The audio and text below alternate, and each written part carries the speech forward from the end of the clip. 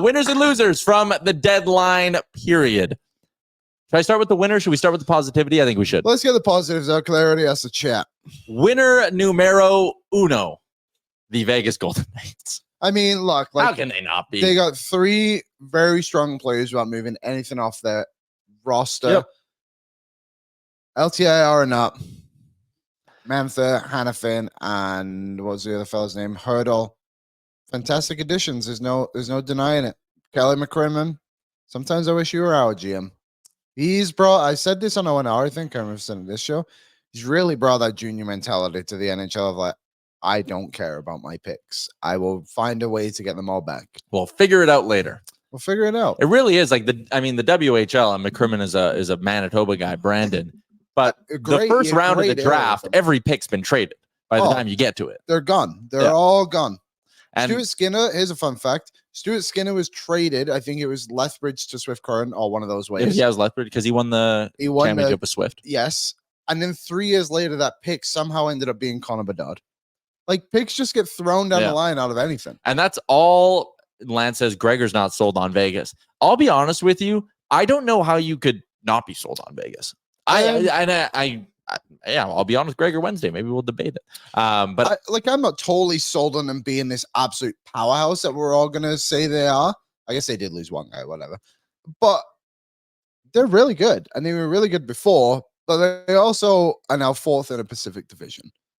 They've got a long way to go still, and it's gonna take some time for those 3 to get in, especially since Hurdle's still on the LTR. But like, how can you not say they're the biggest winner from deadline? Yeah.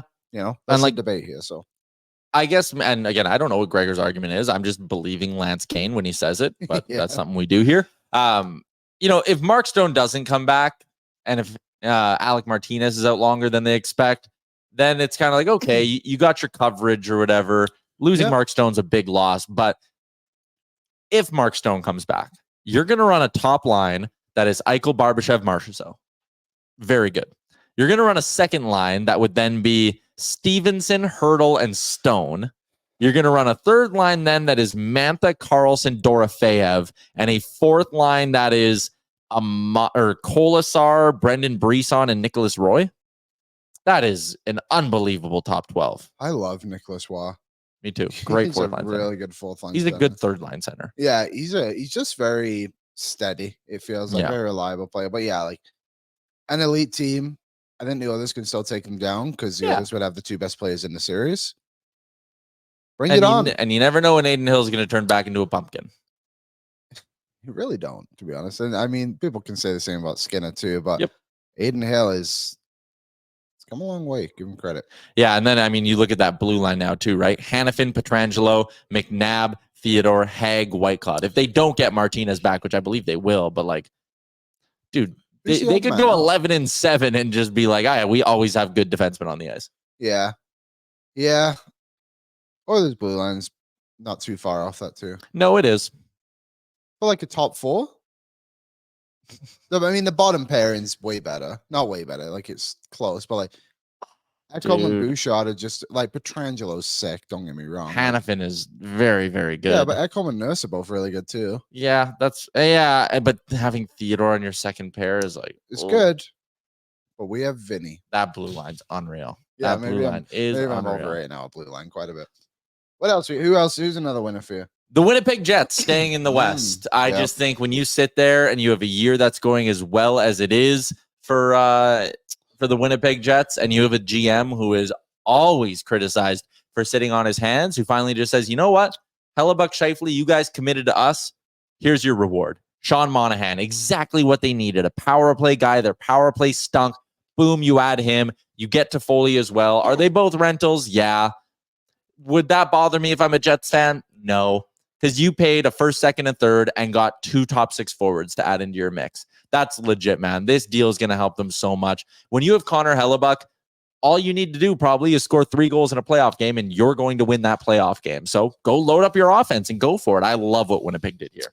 Yeah, I did too, because you look at the other 2 teams they're going to have to compete with coming out of the Central in Colorado and Dallas, and they're known for having great offenses, right? So you got to match that. And your goaltender will always be the best in that division. So I love the addition of Toffoli. The Monahan one, obviously, a little earlier in the season around All-Star break. Well, at the All-Star break.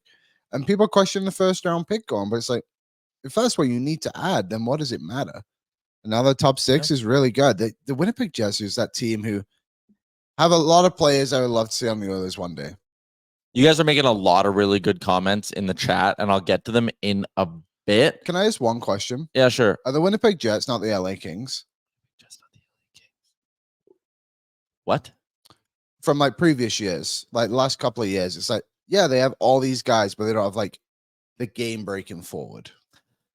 So my argument against the comparison will be game-breaking goalie.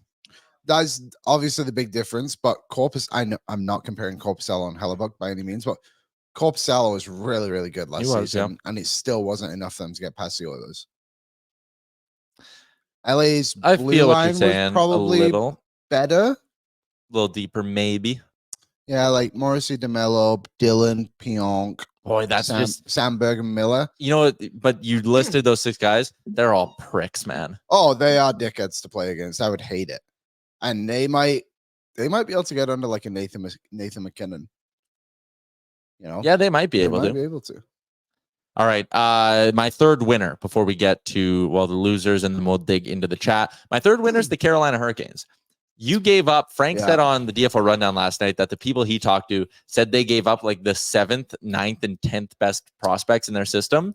Yeah. And I want to steal something from Frank because I think it's a great point. When Pittsburgh announces this trade, they keep calling it a conditional first-round pick. It is not a conditional first-round pick. No? What is it? It is a second-round pick that becomes a first-round pick if Carolina makes the cup final or wins the cup or whatever. That's not a first-round pick. So is it a conditional second-round pick? It's a conditional second-round pick. And, like, again, let's even just unpack that a little bit. The fact you had the best rental on the market in Jake Guentzel, and you didn't get Pittsburgh's best prospect from them. Massive mistake. They didn't get any, like, Cruz Lucius is good, He's but fine. They didn't get a top 5 prospect in their organization. So Cruz Lucius, I went back and looked at this actually. Stephen Ellis had him ranked number 6 coming into the season on the Carolina Hurricanes prospect list. So there you go. And it's just crazy. You couldn't get one. You couldn't be like, hey, like, we don't want 3 prospects. We actually just want one of your top 3 prospects. We'll also take Bunting and the picks, whatever, to stay the same. I think fans would have been way happy with this. So you have a guy coming in who's going to be a stud. Whoever the Morrow fella, I think he's at North Dakota. Yeah. Or Blake is another guy I heard about. Like there's a ton. Well, they have 5 other guys. Insane. And so, yeah, it is a second-round pick that becomes a first-round pick if Carolina makes the cup final. So, at best, you are getting the 31st or 32nd overall pick, and you traded Guentzel to the only team we had heard a hint of a rumor about him being open to signing an extension to. Yeah. How did you lose this trade so bad? But I'll talk about Pittsburgh in a bit. Carolina's perspective, the gamble on Kuznetsov, listen, he's had a lot of wake-up calls, so to sit there and just say, you needed a wake-up call, and he's good to go. There was the video in the hotel room. There's the leave from the Capitals earlier this year, asking for a trade last year, not getting it. Like, I'm not 100% convinced Kuznetsov's just going to flip the switch, but a fresh start for guys like that, I understand how it could help clear your head a little bit. And that's an organization where if you're going to be putting up shit and causing problems, they have no problem saying you can sit right over there. Yeah. And he's a proven playoff guy. And he only cost you a third. And you could potentially have him for a year and a half. I love what Carolina did. I think they're the beast in the East. The beast of the East. I think Florida still takes the crown for me. Carolina's goaltending is the iffy spot. Like, you don't know what Freddie Anderson's going to be, right? You might get injured again. I know, but he looked so good last night. And Kochetkov can get hot. I know. Yeah, I still have question marks. That blue line is obviously really good. They're a great team. Don't get me wrong. I love the third line of having Stahl, Jordan Stahl, and Seth Jarvis on there. Like Martinook, Nosen, whatever his name is, right? Like they play so hard, man. Yeah, like Rod gets the most out of them. Team. We'll see. Like they've just become that team. It's like I don't know. I don't have any expectations for them anymore. Are they ever going to make it to a final? You know, they're the Carolina Hurricanes. They're the definition of mid in the playoffs. but Gensel's a proven game breaker. Yeah. Oh, definitely. Yeah. All right. Let's get to my losers for the trade deadline period. Did you have winners, or you just want to keep going back and forth? Anyone I missed, do you think? No, not really. I think that's a fair top 3 for winners. Would there be anybody else? I thought Tampa Bay did a good job adding Dumba. Considering what they could do, yeah. Yeah, like that was fine. No, I think that's probably reasonable. Losers. I can give a weird winner. Okay. I think Philly was somewhat winners in the sense of, I know they kind of like played both sides, but they got some value for Sean Walker from a guy who they acquired in a cap dump. And then they didn't have to sign that ridiculous deal. And then they re-signed Nick Seeler. Like, we'll see how well that deal ages. But I kind of liked what they were able to do around the deadline. It's just kind of a weird one, you know, but they did fine. All right. First on my list of losers. You ready for this? The Edmonton Oilers former defenseman Tyson Barrie. Oh, good God. Tease. Boom. Did I get you? You got me. I thought we were going to go to war again. Oh, man. I'm really excited to see if someone just started going right in the chat as I said. I was ready to type. Yeah, you were. Tyson Barrie having to now stay in Nashville and keep getting healthy scratch sucks. The Predators are also kind of losers for not finding a way to get him off the books. Yeah. Keep half, get him somewhere, swap him for an expensive forward on an expiring deal. Like, how do you not get out of there? Yeah, I fully expected him to move, especially when we saw like Jason Zucker and Matt Dumba go for just like 5th and 6th, whatever it was. Like, you're not even going to try and get like a 4th round pick for Tyson Barrie and get something back because he's not re-signing. Like, there are contending teams out there who have a surplus at forward, and everyone's always looking to add a D-man. You could have found a team whose power play sucked somewhere. Yeah. And who's maybe in the mix, like the Islanders. You can go get one of those veteran forwards from the Islanders who's, again, maybe on an expiring deal, maybe not, and say, hey, here's Tyson Barrie. We need the forward help. Give us a piece. I know they don't really have forwards, I guess. Didn't even have his phone on. No, Lou forgot it was deadline day for sure. They didn't make a single move. That was weird. I would hate to be an Islanders fan so much. Like, they're just the one team. You kind of forget they're part of the 32. Yeah. Because they don't do anything. They don't do anything. And then all of a sudden it's like, oh, we just acquired Bo Horvat, but we're actually going to miss the playoffs.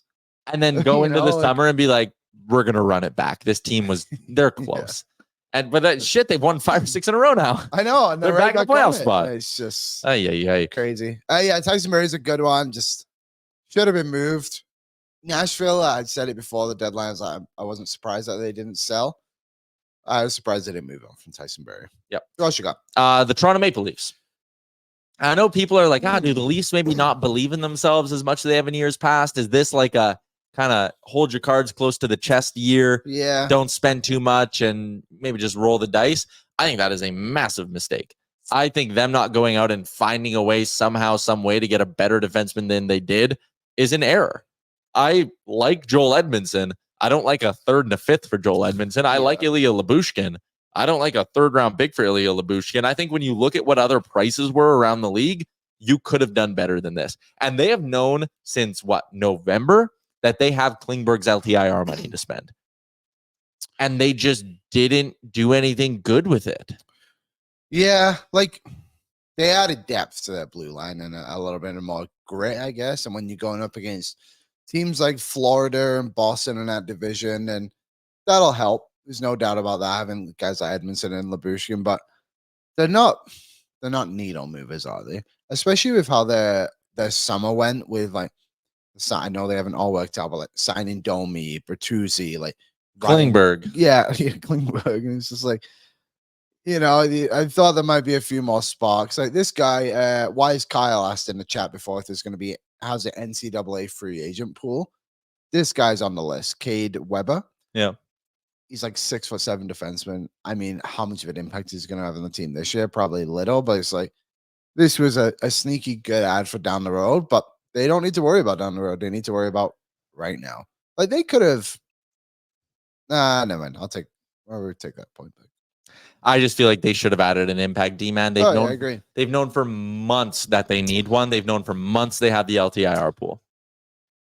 Did it matter what side that was on? Would it be? No, I just think they need a guy. Because the right-handed guy was what they were looking for the most, right? Yeah. Yeah, they did just need a But like guy, very didn't similar to they? my. They should have probably gone and got Sean Walker. Yeah, I think he would have been good there. Good but very similar to Ken Holland. Like I know the right side of the market wasn't great, but like you look at Vegas, they just went and found a dude. No one knew Hurdle was available at all. Vegas went and found that trade.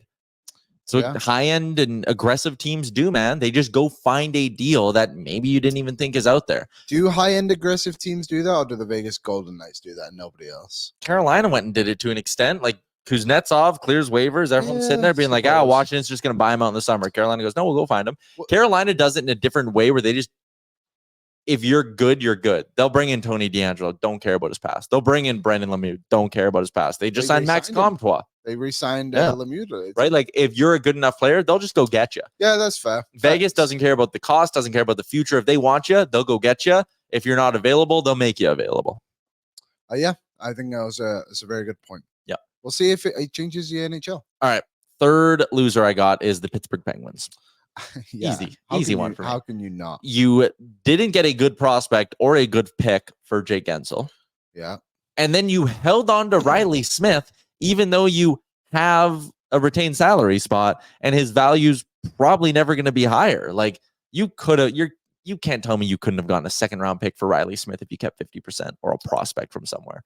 Someone would have given you something for that guy. Yeah. And if it got to a point in deadline day where whatever you couldn't get that, then you overplayed your hand and you fucked it up. Yeah. Sorry for cussing. I think is what kind of happened, to be honest. They may have screwed it up there. Yeah. Just a really bad deadline from them. Just I don't know. I don't even like the moves were limited. It was basically like move Riley Smith and get some value for Gensel. Like Gensel was the number one player on the board and you didn't even get a first round pick. Even Calgary with Hannafin. Like that wasn't perfect by any means. Like it was good trade. But like, they got a first and they got the the prospect that they wanted. Someone who's a little bit higher up in Vegas' system. 26 years old. Yeah, I guess. I just think this deadline, and I'm writing about this today. I think this is maybe a good way to cap all this off. Things I learned from the trade deadline, Tyler. Here's the three things. Number one, top prospects never, ever, ever get traded. Never. I only looked the past 2 years, but you look at the Timo Meier trade. Yep. So that was a huge one last year, and there was a ton of pieces that went back and forth. So who did they trade? Do you know how to say his name? Shakir Mukhamadullin. Okay. He was 26th overall. He was their third best defensive prospect. They had Simon Nemec and they had Luke Hughes. Okay, but I would just say he's very good. Don't get me wrong. Yeah. But they never the only reason he was traded is because they had guys ahead of him. He was number 3. But I think the argument there would be like them trading Mukhamadullin is like the Oilers trading Borgo. Well, it's like the Oilers trading Reed Schaefer. Yeah, sure, or that. And ahead of him, they have Borgo, Lavoie, Holloway. Like these teams have almost no interest in moving any of their top guys. Even the only team that is Vegas. Yeah. You know, I think that's very interesting. The other thing is value of players. Nick Dowd was traded for a first multiple times before the deadline happened. Yeah. And he never got moved. Never got moved. Because for some reason, teams finally realized that a fourth line centerman isn't worth a first round pick. And then we saw Dumba and Zucker go for basically nothing. The Noah Hannafin one, we all thought he was going to get moved for 2 first-round picks. Jake Gensel, 2 first-round picks. Eric Carlson's a great example, multiple firsts. It's just like, I think this is something we've got to think about when we lead up to next year deadline or the draft even too. Is like, draft is maybe a little bit different. I think value does get a little bit higher there, but towards the deadline, it's like, guys don't want to move anything. I also think it's an interesting little bit of insight into how news gets out there. Like if you're Kyle Dubas and you're talking to your whatever, you're someone in the Penguins organization who speaks to insiders and all that, you're obviously going to put out there that you're looking for multiple A+ assets. 100%. Right? Like I feel like that's another thing is like when you see information that does get put out there into the hockey world, why is this information getting out and who benefits from it being out there? Because take the Hurdle deal, for example. That absolutely came out of nowhere, man. And there's talk or rumblings. They started talking back in January and kept it under wraps. Really? And Hurdle apparently had the last 3 days before the deadline to decide if he wanted to do it. And no one heard a peep. Why? Because there's no motivation on either side to let that leak out. All right? Interesting. That's a good point. Like the only way insiders find out stuff is if someone tells them. Yeah. They don't just... What's up, Nation citizens? If you like that video, then you need to be subscribed to the Oilers Nation YouTube. Podcasts, live shows, exclusive interviews, and analysis. Everything you need from your favorite voices at Oilers Nation. And you don't want to miss any of it, so hammer that subscribe button.